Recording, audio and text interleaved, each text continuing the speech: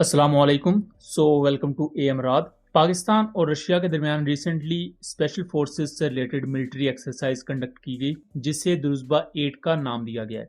इस एक्सरसाइज में जो मैप दिखाया गया है पाकिस्तान का, उसमें इवन इंडियन ऑक्युपाइड कश्मीर भी कंप्लीटली पाकिस्तान की टेरिटरी में मार्क किया गया है। यानी कि जो पाकिस्तान का क्लेम है पूरे कश्मीर को लेकर, वो एग्जैक्ट मैप पाकिस्तान और रशिया की स्पेशल फोर्सेस की एक्सरसाइज में दिखाया गया है। क्या ये रशिया की पॉलिसी में एक बड़ा शिफ्ट है या इसके पीछे कोई और रियलिटी है? लेकिन जो भी हो, इंडिया इस पर काफी ज्यादा नाराज है। कुछ इंडियन सोर्सेज के मुताबिक इंडिया बैकडोर चैनल्स के थ्रू रशिया से इस पर प्रोटेस्ट करेगा। लेकिन इस प्रोटेस्ट से रशिया को क्या फायदा या नुकसान होगा, और रशिया ने दरपर्दा अगर कोई ऐसी चीज की भी है तो उसकी वजह क्या है?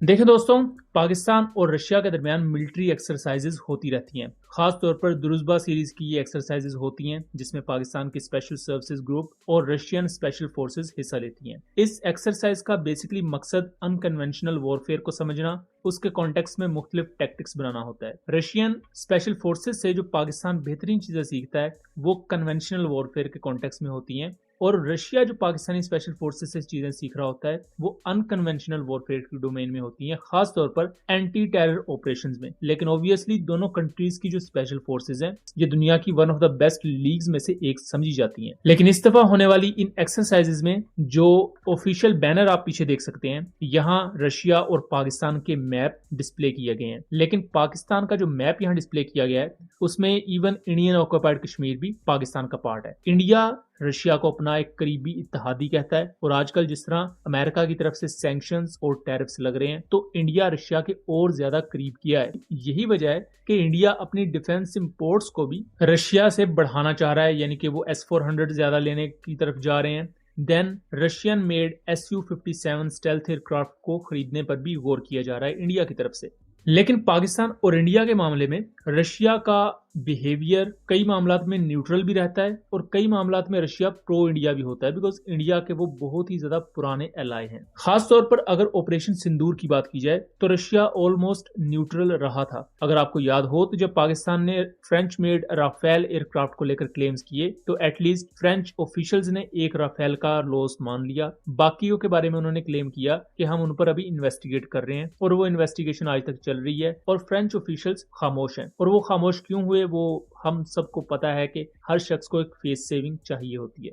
लेकिन आपने गौर किया होगा कि पाकिस्तान ने Russian made Su-30 MKI, MiG-29 UPG इनको शॉट डाउन किया, फिर रशियन मेड S-400 सिस्टम के रेडार्स को डिस्ट्रॉय किया। लेकिन रशिया ने कभी भी उस पर क्लैरिफिकेशन नहीं दी, और रशिया की यही खामोशी इस चीज को कंफर्म कर देती है। यही वजह है कि ऑपरेशन सिंदूर के बाद रशिया ने पाकिस्तान को लेकर अपने स्टांस में बहुत सी चेंजेस की हैं। खास तौर पर ऑपरेशन सिंदूर के बाद इंडिया ने एक कैंपेन लॉन्च की अपने ऑनलाइन मीडिया ट्रोल्स के थ्रू और बैकडोर डिप्लोमेसी में भी, कि पाकिस्तानी JF-17 थंडर्स में जो रशियन इंजन लगते हैं उन्हें रोक दिया जाए या उनकी सप्लाई रोक दी जाए। लेकिन हमने रिसेंटली देखा कि रशिया ने अब उससे भी ज्यादा बेहतर और अपग्रेडेड इंजन RD-93MA, जिसकी थ्रस्ट 91 किलो न्यूटन के अराउंड है, वो पाकिस्तान को प्रोवाइड कर दिया। और रशिया ने इंडिया की वो रिक्वेस्ट या वो बैकडोर डिप्लोमेसी में जो इंडिया ने अर्ज कर रहा था उसे मानने से भी इनकार कर दिया।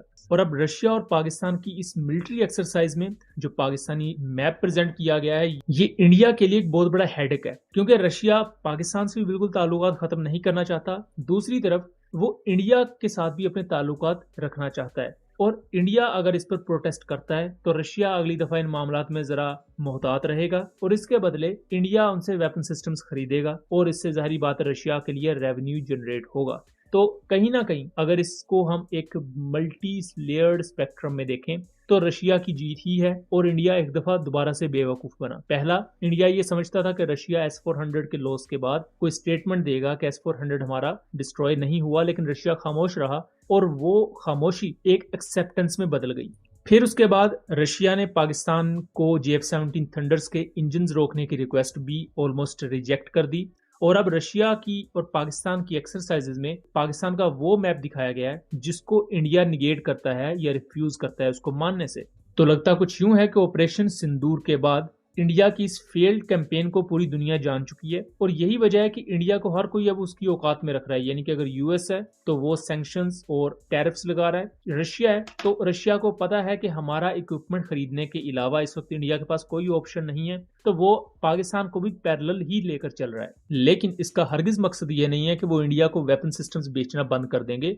रशिया एक स्ट्रेटेजिक पार्टनर है इंडिया का और पाकिस्तान भी इस चीज को एक्नॉलेज करता है और रशिया वेपन सिस्टम्स भी प्रोवाइड करता रहेगा इवन फ्यूचर में भी। लेकिन इस बायलैटरल रिलेशन में जो इस वक्त बेहतरी आई है पाकिस्तान और रशिया को लेकर, पाकिस्तान उसमें काउंटर टेररिज्म की डोमेन में रशिया से बहुत ही ज्यादा फायदा उठा सकता है। रशिया की सपोर्ट अगर पाकिस्तान को यूनाइटेड नेशंस में होती है और दूसरी डोमेन में तो खासतौर पर जो अफगानिस्तान को लेकर इशू है पाकिस्तान का, उसमें रशिया एक अहम रोल प्ले कर सकता है क्योंकि रिसेंटली रशिया ही वो वाहिद कंट्री है जिसने अफगान तालिबान की गवर्नमेंट को माना है। सो दोस्तों, आपका इस पूरी डेवलपमेंट को लेकर क्या नुक्ता नज़र है, अपनी आरा से ज़रूर आगाह कीजिएगा। वीडियो पसंद आई हो तो इसे ज़्यादा से ज़्यादा शेयर कीजिएगा ताकि इस तरह की मज़ीद इन्फॉर्मेटिव वीडियोस हम आपके लिए लेकर आ सकें। मिलेंगे अगली वीडियो में, तब तक के लिए अल्लाह हाफिज़।